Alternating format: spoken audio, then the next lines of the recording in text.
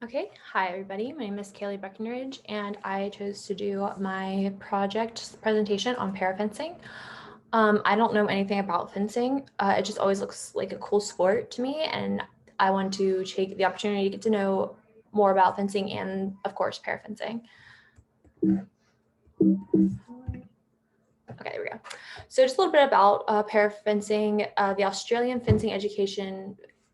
Fencing Federation describes it as a dynamic and exciting adaptive form of the sport, using a frame attached to the piste for a wheelchair stability and provide a fixed distance between fencers.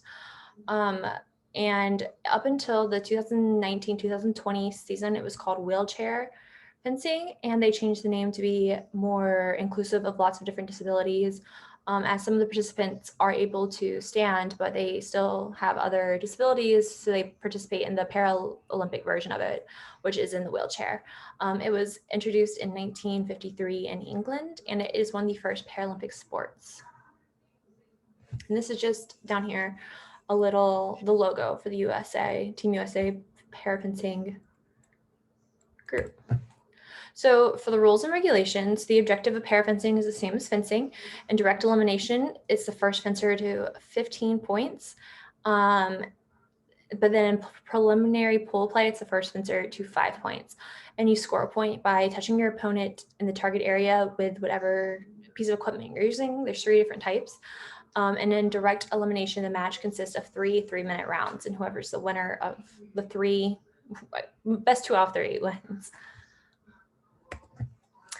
Rules. There are many rules. So there's a fixed distance between the fencers. The fencing measurement for the epi and the saber is to the outer elbow, so it's out here. And then for the foil, it's the inner forearm, which is about right here. The target for the foil and the saber competitions is the same as regular fencing, but then for epi or EP, the target is everything above the waist, and the players wear a protective apron below the waist as a form of protection and just to make sure that they are being aimed above the waist. You have to have your feet on the footrest, and you have to remain seated at all times. The chairs are fixed at a 110-degree angle to the central bar, and there are 3 categories of competition based on your disability classification. The categories are A, B, and C, with the A being the least severe to the C being the most severe. So here's just some pictures of the equipment. Here are the 3 different types of fencing things they have. So the foil is up here, the EP is right here, and the saber is right here. And this just kind of shows the target areas. So once again, for parafencing, the competition is the same for the saber and the foil. It's both the target area, but however, for the EP, instead of the legs, it's just the from the waist up. And here is a conductive apron that was mentioned that protects the player's legs. So the field of play. Ooh, let me move there we go. So you can see the picture. An even surface, so there's no disadvantage or advantage to either player. A static frame attaches both chairs to each other. The frame fixes the wheelchair in a stable position, securing the wheels, so players don't have to worry about keeping themselves locked in. They can just worry about the competition and not worry about having to make sure they don't go anywhere. The front is secure by a ratchet strap, so your wheelchair doesn't tip forward, and the frame is adjustable for various arm lengths.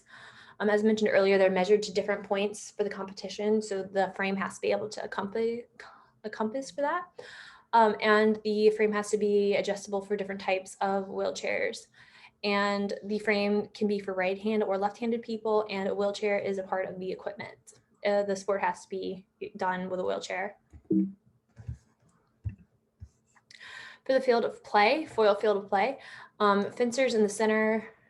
First, the fencers in the center of their respective wheelchairs, so they have to sit in the middle. One fencer will bend the forearm, like I mentioned earlier, so it's vertical, and then the other fencer uses a straight arm touch, so they reach out straight and finds the inner edge of their opponent's forearm.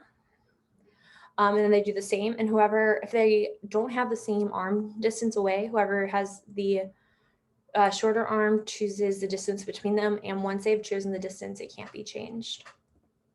And then for the epi and the saber field of play, it's the same thing, except for here, they're looking for the outer edge of the forearm for the point of the weapon. And then once again, if the arms aren't the same distance, the person with the shorter arm gets to choose the distance between the two players. And once again, cannot be changed once agreed on. So critical skills for this sport. One critical skill is the ability to wield the correct piece of equipment and wield it correctly. It's not an adapted skill, as this would have been done the same way if they were for regular fencing. And then another critical skill is the ability to move successfully in the wheelchair in order to dodge your opponent. This is an adapted skill because in fencing, they can use their feet and shuffle around, but in parafencing, they can only just kind of rotate around. They're very stationary in the chair. So that is another critical skill for the sport.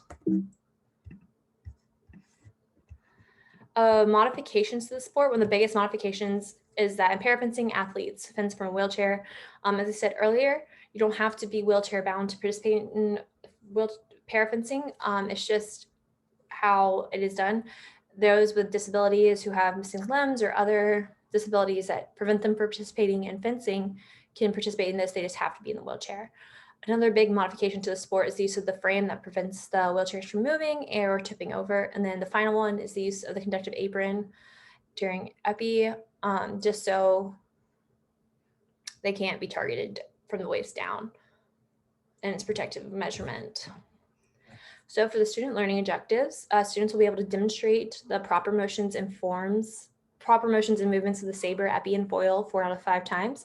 And students will be able to strike their opponent in the target area successfully 4 out of 5 times.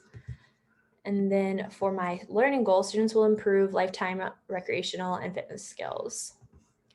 And then here are just my references. Okay, thank you so much.